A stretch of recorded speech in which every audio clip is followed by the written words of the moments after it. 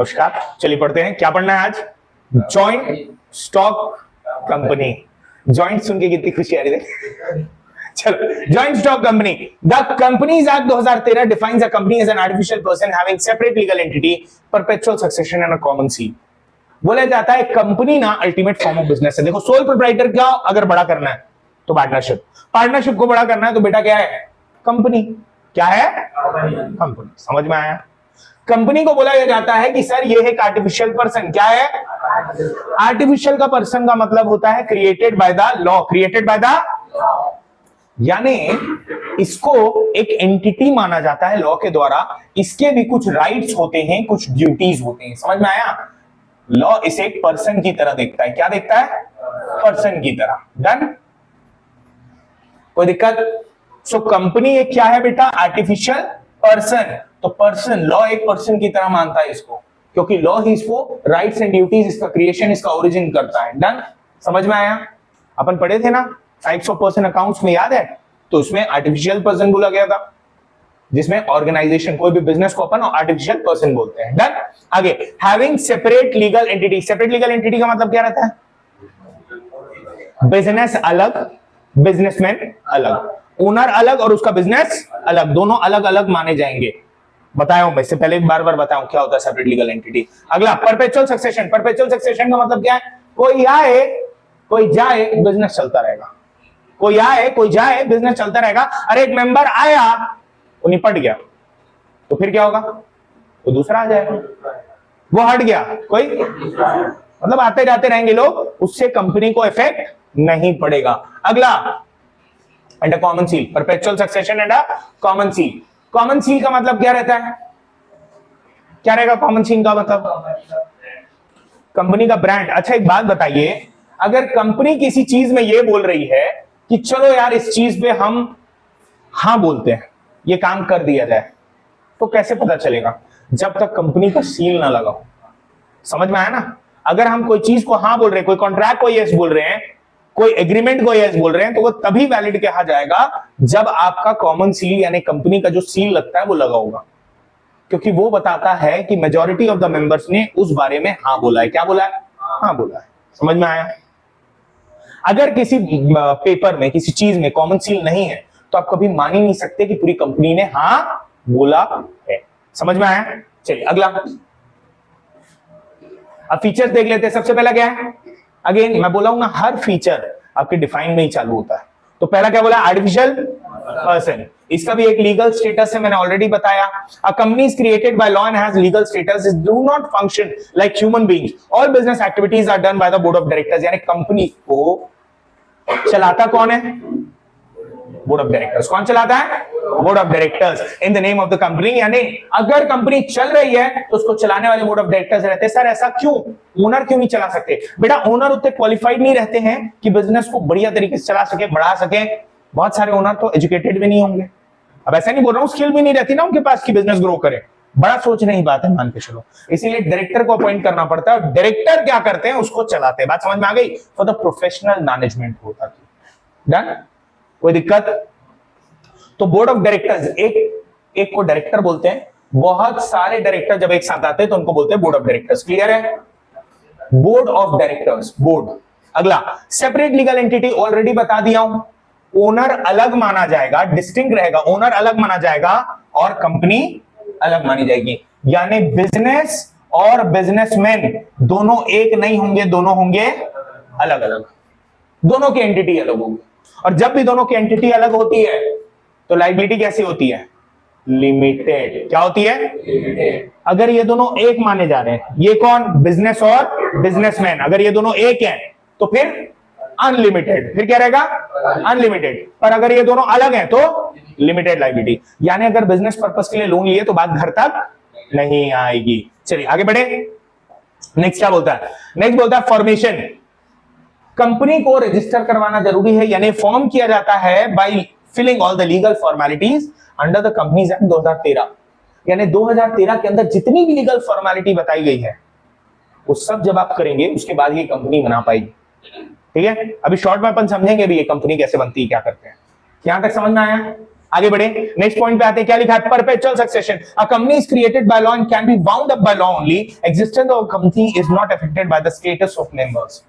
Member आते जाते रहेंगे, कंपनी को कोई इफेक्ट नहीं पड़ेगा। कंपनी लॉ के द्वारा क्रिएटेड है तो कंपनी लॉ के द्वारा ही बंद होगी। कंपनी को चालू करना ना 1 महीने का काम है, कंपनी को बंद करना 1 साल का। समझ में आया? 1 साल लग जाता है, बहुत सारा प्रोसेस है जिसको अपन बोलते हैं वाइंडिंग अप एंड डिसोल्यूशन। मैंने आपको बताया था ना, अगर मान लो मैं किसी का गला दबा रहा हूं, भाग से मर जाएगा क्या? पहले तड़पेगा, वो तड़पने को प्रोसेस को बोलते हैं वाइंडिंग अप। क्या बोलते हैं?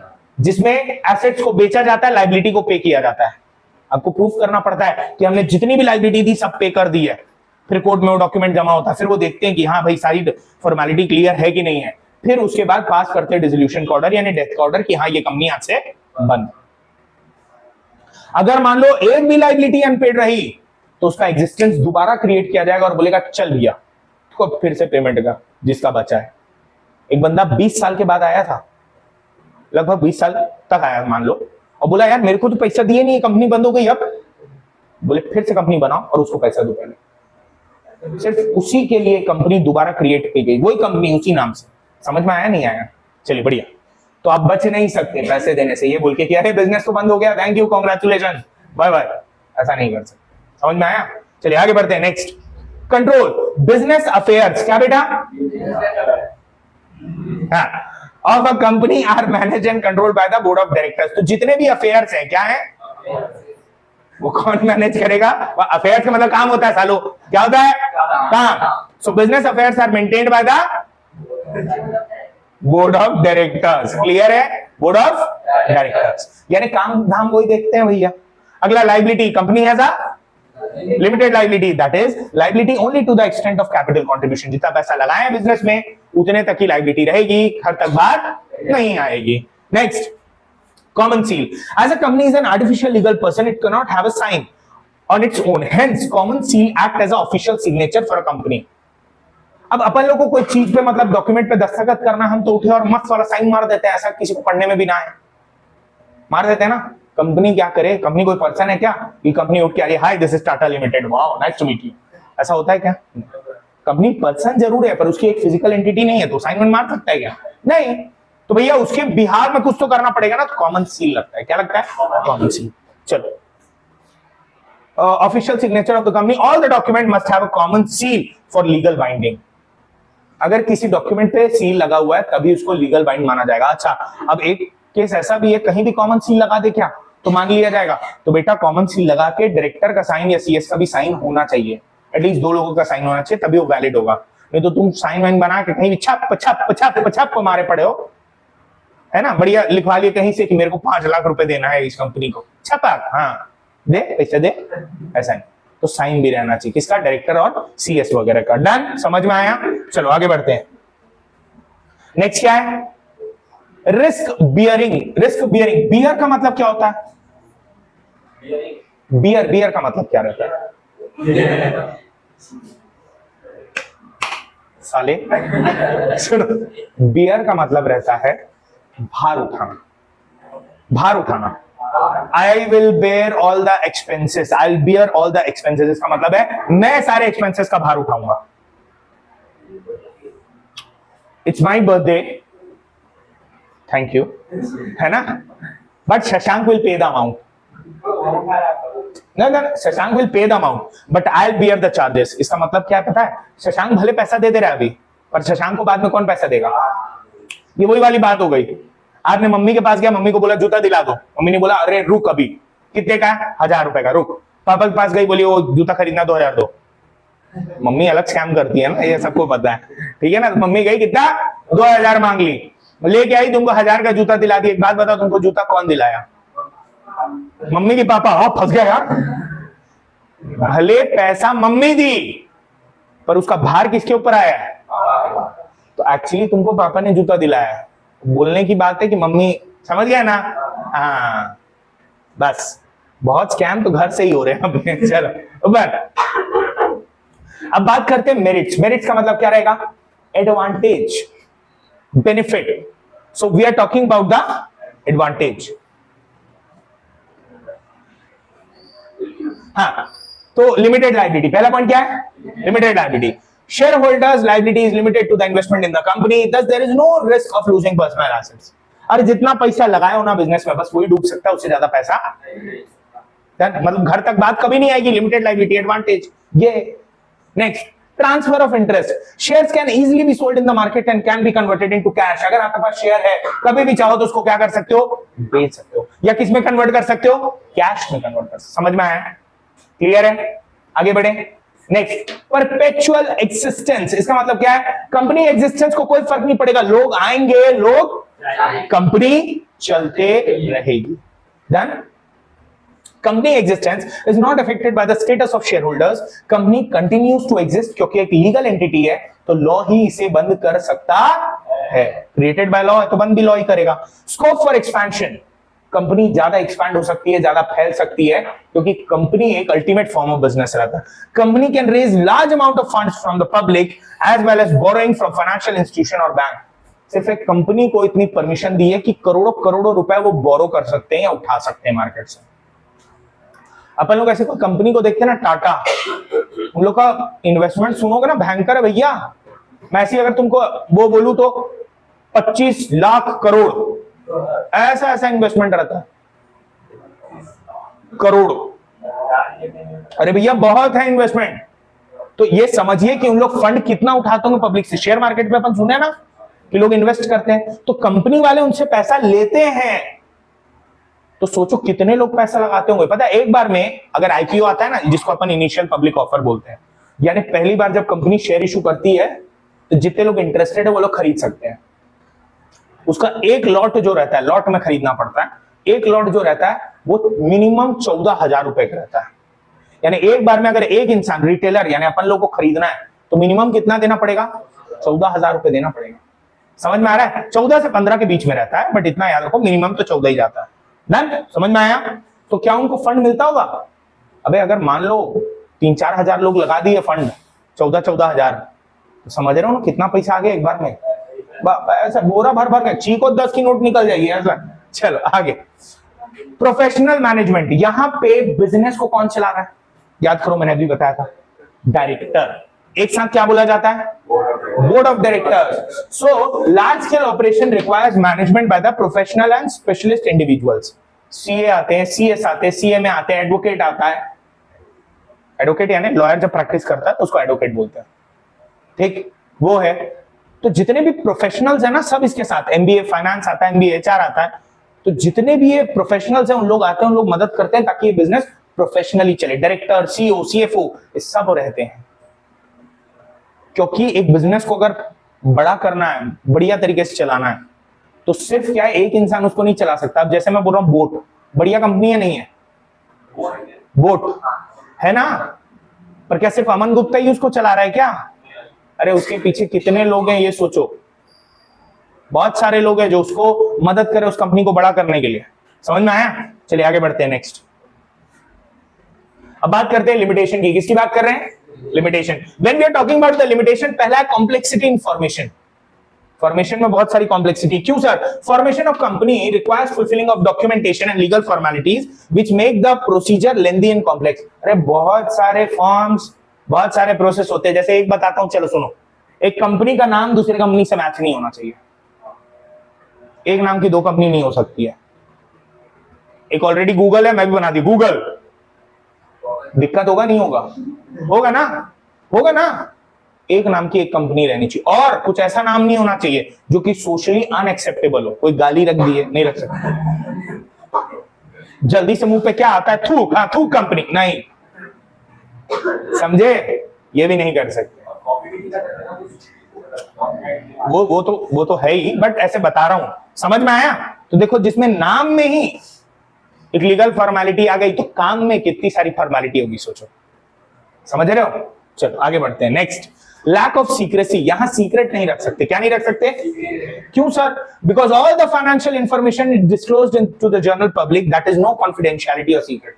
कुछ चीज सीक्रेट नहीं रहती. जितना काम धाम है ना, आपको सब कुछ पब्लिक को बताना पड़ता है. देखो, मेरा प्रॉफिट इतना हुआ है, लॉस इतना हुआ है, ये इतना हुआ है, वो इतना हुआ है, क्रेडिटर्स इतने हैं, मेरे ऊपर लोन इतना है, ब्याज इतना दे रहा हूं, सब बताना पड़ता है. तो क्या कोई भी चीज सीक्रेट हो सकती है?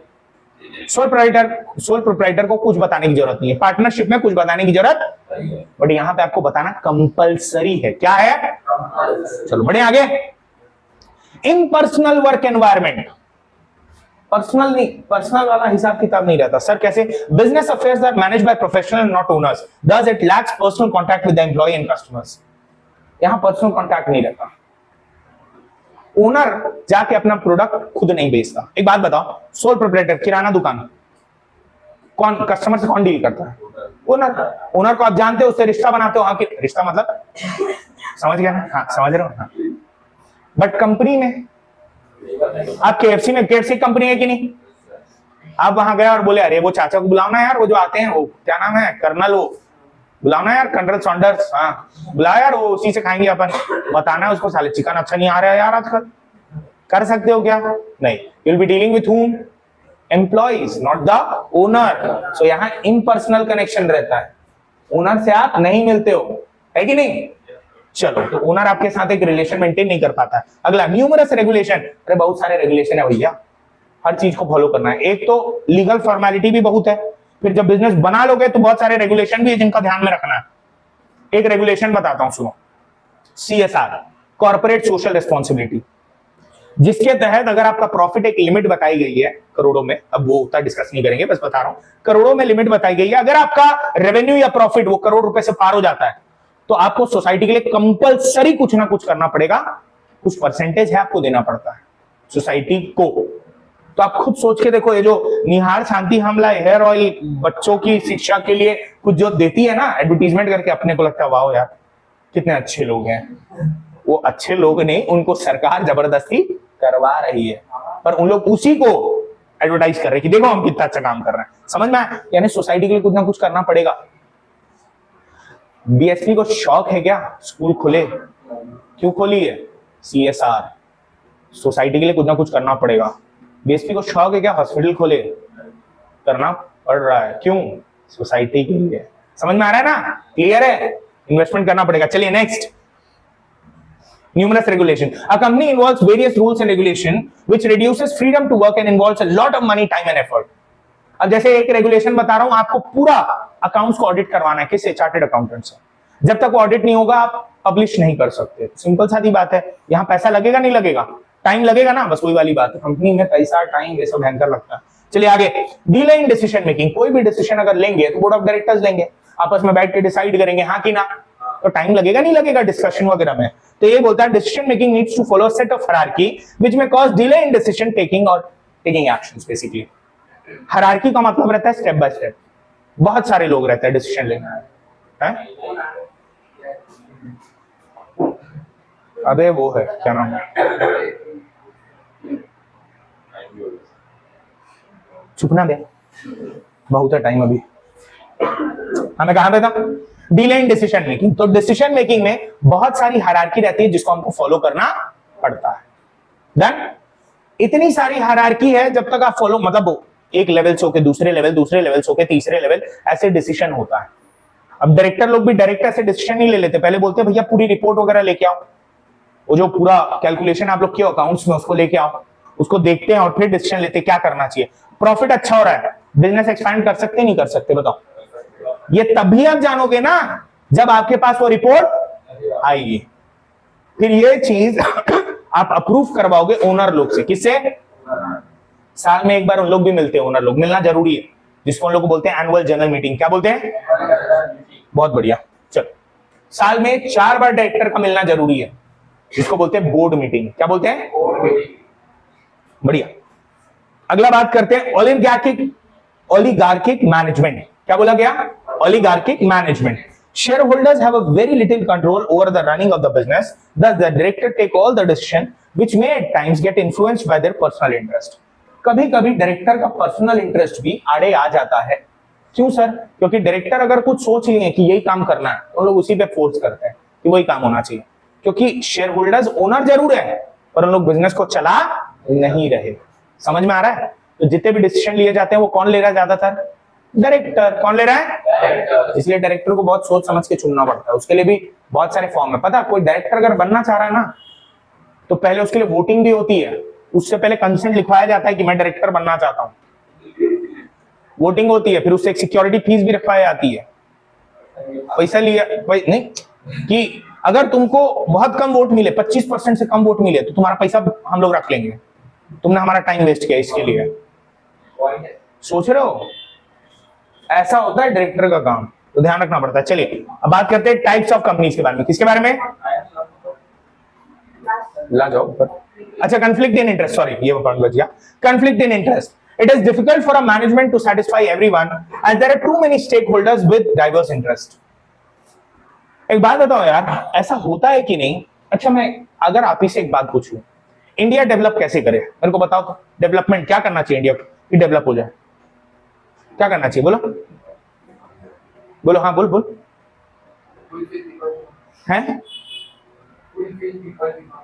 फुलफिल पीपल डिमांड, डिमांड अलग अलग है, उसको दिन रात पीना पसंद है, फुलफिल कर दूं, बर्बाद हो जाएगा। समझ में आ रहा है ना बेटा? हर एक की डिमांड अलग अलग है। हो सकता है एक की डिमांड दूसरे के अगेंस्ट हो, मैं चाहता हूं अमीर रहूं पर बाकी सब गरीब रहे, कर दो मेरी डिमांड पूरी। दिक्कत है कि नहीं है? इसीलिए बोला यह जाता है भैया, हर का इंटरेस्ट अलग है। जो वो रहते हैं ना डायरेक्टर, वो हर एक को सेटिस्फाई नहीं कर सकते। अब हर शेयर होल्डर्स कुछ ना कुछ अलग चाह रहा है, इसलिए डायरेक्टर सबको सेटिस्फाई नहीं कर सकते, इसलिए कॉन्फ्लिक्ट भी होता है। क्या होता है? कॉन्फ्लिक्ट। कॉन्फ्लिक्ट मतलब समझ रहे हो ना? आज पढ़ने वाले टाइप्स ऑफ कंपनीज। क्या पढ़ने वाले बेटा? टाइप्स ऑफ कंपनीज, यानी ये देखते हैं कि कंपनी कितने टाइप और कितने प्रकार की होती है। अपन मेरे ख्याल से इससे पहले कोऑपरेटिव सोसाइटी पढ़े थे, जिसमें अपन बोले कि मिनिमम कितने लोग होने चाहिए? 10 लोग होने चाहिए। मिनिमम कितने लोग होने चाहिए? 10 लोग। मैक्सिमम कितने? अनलिमिटेड। जॉइंट इंटू फैमिली में क्या होता है? Minimum 2, maximum unlimited. फैमिली की पावर अनलिमिटेड, 3 जनरेशन होती है, याद आया? सोल प्रोप्राइटर में 1, पार्टनरशिप में मिनिमम 2, मैक्सिमम 50। बट अगर सेंट्रल गवर्नमेंट की परमिशन मिल जाए तो डन। ये अपन बातें कर चुके हैं कंपनी के केस में। अब सुनिए, कंपनी सबसे पहले 2 पार्ट में बांटी गई है, एक रहती है प्राइवेट कंपनी, एक रहती है पब्लिक। पब्लिक कंपनी सुन के ये नहीं सोचना है कि ओन्ड बाय द गवर्नमेंट है। क्या है? ओन्ड बाय द गवर्नमेंट नहीं है। ये पूरा जितना अपन बात कर रहे हैं, we are talking about the private sector only. किसके बारे में बात कर रहे हैं? प्राइवेट सेक्टर के बारे में ही बातें की जा रही है। चलो, सबसे पहले प्राइवेट कंपनी क्या होती है? A company must have 2 minimum or maximum 200 members, यानी मिनिमम कितने रहेंगे? 2, मैक्सिमम कितने? 200। मिनिमम 2, मैक्सिमम 200, उसको बोला जाएगा प्राइवेट कंपनी का पहला। यानी प्राइवेट कंपनी, अगर कोई कंपनी प्राइवेट कहलाना चाहती है तो उसमें मिनिमम 2 मेंबर रहेंगे, मैक्सिमम 200 रहेंगे। सर आगे बोलता है right to transfer share is restricted. आप अपना शेयर ट्रांसफर नहीं कर सकते, शेयर ट्रांसफर नहीं कर सकते, यानी एक इंसान दूसरे इंसान को शेयर बेच नहीं सकता। समझ में आ गया? चलिए आगे। Funds can not be generated from the general public, यानी जिनको आप जानते नहीं हो, पब्लिक जो है, उनसे आप पैसा नहीं ले सकते। You cannot take money from the public, you can take money from the selected known clients only. जिनको जानते हो, जिनके बारे में पहचान है, जो ऑलरेडी डील कर चुके हो, आप उन्हीं से पैसा ले सकते हो, किसी बाहर वाले से, अननोन लोग से पैसा नहीं ले सकते। अगला, uses private limited after the company name. Company का नाम लिखा रहेगा ना, उसके बाद लिखा रहेगा प्राइवेट लिमिटेड। जैसे sir Tata private limited, Reliance private limited. Clear है? तो इसको अपन क्या बोलेंगे? Private company. क्या बोलेंगे? एक प्राइवेट। वैसे प्राइवेट लिमिटेड नहीं रहता, पीवीटी एलटीडी लिखा रहता है, pvt.ltd. क्लियर है? समझ में आ गया? तो इसको बोलते हैं प्राइवेट कंपनी। अब इसमें ध्यान देने वाली ये बात है बेटा, इस मैक्सिमम 200 में कभी भी प्रीवियस एम्प्लॉय, जो एक्स वर्कर्स रहते हैं ना, उनको कंसिडर नहीं किया जाता। किसको कंसिडर नहीं किया जाएगा? X workers. सर मतलब जो एम्प्लॉय होंगे ना, उनको कभी कंसिडर नहीं किया जाएगा। बेटा बहुत सारे एम्प्लॉय को भी पता है, मेंबर के काम करते हुए उनको मेंबर बना दिया जाता है, स्टॉक बेचे जाते हैं, बहुत सारे प्रोग्राम रहते हैं, एम्प्लॉय स्टॉक ऑप्शन स्कीम, ये वो करके, तो उसके तहत उनको ना क्या दिया जाता है? स्टॉक, या ना ओनरशिप दी जाती है। अच्छे से सुनो है ना, मैं काम कर रहा हूं एक कंपनी में, मेरे को काम करते करते एक मौका मिला कि मेरे को स्टॉक भी मिल रहा है। क्या मिल रहा है? तो मैं कंपनी का ओनर बन गया, नहीं बन गया? बन गया। पर सर यहाँ तो मैक्सिमम 200 है, हम लोग तो 1000 लोग थे, 1000 लोग में शेयर्स बढ़ गए, अब तो क्या ये अलाउड नहीं है? बोला अलाउड है। ये मिनिमम 2, मैक्सिमम 200 जो लिखा हुआ है, उसमें एक्सक्लूड कर देना पास्ट एंड प्रेजेंट एम्प्लॉइज को। जितने एम्प्लॉय पहले काम करते थे, जिनके पास ओनरशिप है, और जितने लोग अभी काम कर रहे हैं उनके पास ओनरशिप है, उनको आप कर दो एक्सक्लूड। क्या कर दो? एक्सक्लूड। यानी इस कैलकुलेशन में आप उसको नहीं रखोगे। Done. For example, let me give an example, तो उससे ज्यादा क्लियर हो जाएगा। मान लीजिए एक कंपनी में 250 मेंबर्स है। कितने? अब ये 250 मेंबर्स में बोलता है कि 180 तो प्रॉपर मेंबर्स हैं और बाकी कितने बचे अपने 70, तो 70 जो है वो एम्प्लॉय वाले मेंबर्स हैं। कैसे? एम्प्लॉय वाले। क्या ये अलाउड है कि नहीं है? क्या ये विद इन 200 में आ रहा है, नहीं आ रहा है? पहले तो ये बताओ। नहीं आ रहा है सर? ये बिल्कुल आ रहा है, क्योंकि मैं सिर्फ इसी को देखूंगा। पास्ट और प्रेजेंट एम्प्लॉय को कभी कैलकुलेशन में लिया नहीं जाएगा। तो मैं 250 मेंबर नहीं बोलूंगा, मैं कितने बोलूंगा मेंबर? क्योंकि इनको कैलकुलेशन में नहीं लिया जाएगा, because past and present employ will not be taken into consideration while calculating the 200 members. Clear हो गया? समझ में आ गया? कोई दिक्कत? बहुत बढ़िया। अच्छा, अब बात करते हैं बेटा पब्लिक कंपनी की। पब्लिक कंपनी का नाम पब्लिक कंपनी इसलिए बोला गया है because they can take money from the public. इन लोग पब्लिक से पैसा ले सकते हैं। किससे पैसा ले सकते हैं? पब्लिक से। क्या लिखा है देखिए, minimum 7 members with no limit on the maximum members. यानी मिनिमम तो 7 लोग रहेंगे। कितने लोग रहेंगे? 7। मैक्सिमम अनलिमिटेड, जितना चाहे लाते जाओ। सर ऐसे कैसे? क्योंकि हम अननोन लोग से पैसा ले सकते हैं। किसे ले सकते हैं? अननोन लोग। उनका पहले से क्लाइंट होना जरूरी नहीं है, तो आप उनसे पैसा ले सकते हो। इसीलिए यहां मैक्सिमम मेंबर्स जो है वो अनलिमिटेड है। अगला, फ्री टू ट्रांसफर शेयर। यहां पे आप ट्रांसफर यानी एक दूसरे को शेयर बेच सकते हैं, कोई रोक टोक नहीं है। सर यहां पे शेयर कैसे जाएगा? यहां पे ट्रांसमिशन होता है। ट्रांसमिशन का मतलब है after death your share will be transfer to your legal heir. जो भी अपना वारिस रहेगा ना, वारिस का मतलब जैसे नॉर्मली बच्चे रहते हैं या विल बनी है तो उसके नाम पर, तो ज्यादातर अपन विल के अकॉर्डिंग अपने शेयर मरने के बाद जो ट्रांसफर होते हैं उसको बोलते हैं ट्रांसमिशन। क्या बोलते हैं? और जब अपन बेचते हैं ना उसको बोलते हैं ट्रांसफर। क्या बोलते हैं? तो यहां ट्रांसमिशन होता है, ट्रांसफर अलाउड नहीं है। यहां ट्रांसमिशन ट्रांसफर दोनों अलाउड है। चलो, issue share to the general public. यहां पे जनरल पब्लिक से पैसा ले सकती है तो उनको शेयर दे सकती है, यहां की ना। यहां पे जनरल पब्लिक से पैसा ले सकती है क्या? नहीं। तो क्या उनको शेयर दे सकती है क्या? समझ में आ गया? चलिए, uses public limited after the companies name. Public limited नहीं लिखते ज्यादातर इस तरीके से लिखते हैं, जैसे मान लो टाटा लिख रहे हैं तो टाटा अगर लिमिटेड रहा तो इसका मतलब समझ जाओ कि भैया ये कौन सी कंपनी है? Public company. पर अगर मान लो लिखा हुआ है टाटा प्राइवेट और लिमिटेड, कुछ इस तरीके से लिखा हुआ है, तो समझ जाइए कि कौन सी कंपनी है? Private company. दोनों में क्लियर हो गया? मतलब नाम के पिछवाड़े तरफ, नाम के पिछू तरफ हाँ क्या लिखना है? पीवीटी एलटीडी, जिसको अपन सफिक्स बोलते हैं। तो क्या जुड़ेगा? Pvt LTD. और अगर पब्लिक कंपनी है तो समझ में आ गया? चलो, वेरी गुड एलटीडी। आगे बढ़ते हैं। हाँ बेटा बोलो। टाटा लिमिटेड है बेटा, बहुत सारी उसकी लिमिटेड भी है, बहुत सारी प्राइवेट लिमिटेड भी है। बहुत सारे में डील करता है ना, क्यों? क्योंकि कुछ स्टॉक एक्सचेंज पे लिस्टेड है तो जाहिर सी बात है पब्लिक कंपनी है। चलो अब बात करते हैं इसकी, public company and private company. किसके बारे में बात कर रहे हैं? पब्लिक और प्राइवेट। अब अपन एक बार देख लेते हैं डिफरेंस। यहां तक क्लियर हुआ ना? पब्लिक कंपनी को पब्लिक कंपनी इसलिए बोलते हैं because they can take money from the public. Ownership के मामले में अभी भी वो प्राइवेट ही है। क्या है? प्राइवेट ही है। कोई मेरे को ये नहीं बोलेगा सर कि public company means owned by the government. अबे गलत बोल रहा है। Whatever we are dealing here is of private sector only. Is of private sector only. Public company का मतलब वो कंपनी जो पब्लिक से पैसा ले सकती है। प्राइवेट कंपनी यानी वो कंपनी जो पब्लिक से पैसा नहीं ले सकती, सिर्फ प्राइवेट क्लाइंट से ले सकती है, यानी जिनसे जान पहचान है उन्हीं से पैसा ले सकती है। जिनसे जान पहचान नहीं है उनसे पैसा नहीं। चलो आगे बात करते हैं। मिनिमम मेंबर्स के मामले में माना जाए तो मिनिमम कितने? 7। मैक्सिमम कितने? अनलिमिटेड। किसमें? Public company. प्राइवेट में कितने? Minimum 2, maximum 2। मिनिमम डायरेक्टर्स कितने रहने चाहिए? 3। मिनिमम 3 डायरेक्टर चाहिए पब्लिक कंपनी को चलाने के लिए, पर यहां कितने चाहिए? 2। अगला, इन्विटेशन टू पब्लिक, यानी पब्लिक से पैसा ले सकते हैं नहीं ले सकते? तो कैन इनवाइट फॉर सब्सक्रिप्शन, यानी पैसा ले सकते हैं। We can invite them, we can give them share, but here can not invite the general public. जिनको नहीं जानते आप उनसे पैसा नहीं ले सकते। चलिए, यहां पे ट्रांसफर ऑफ शेयर, तो कैन ट्रांसफर, बिल्कुल आप ट्रांसफर कर सकते हो, बेच सकते हो शेयर को। अगर मेरे पास शेयर है मैं किसी को बेच सकता हूं। किसका? अगर पब्लिक कंपनी है तो आप खरीदेंगे, ये लीजिए आपको शेयर, आप खरीदेंगे, ये लो आपको शेयर, तो मैं बेच सकता हूं। अब प्राइवेट कंपनी में क्या होगा? मैं शेयर नहीं बेच सकता। जिस दिन मैं भसकूंगा उस दिन ही शेयर मेरे वारिस को चल जाएगा, लीगल हेयर को। समझ में आया? कोई दिक्कत? बहुत बढ़िया। चलिए आगे। इधर index of members. Index of members का मतलब क्या रहता है? पूरा नाम मेंटेन करना पड़ता है, नाम, एड्रेस, ये वो दुनिया भर का मेंटेन करना पड़ता है। पूरी बुक बनती है उनकी, जिसको बोलते हैं इंडेक्स ऑफ मेंबर्स। यहां पे कंपलसरी, क्योंकि कितने मेंबर हैं आपके? जानना जरूरी है पब्लिक कंपनी में। प्राइवेट कंपनी में तो सब नोन लोग हैं, तो जानने की जरूरत नहीं है। समझ में आ गया ना?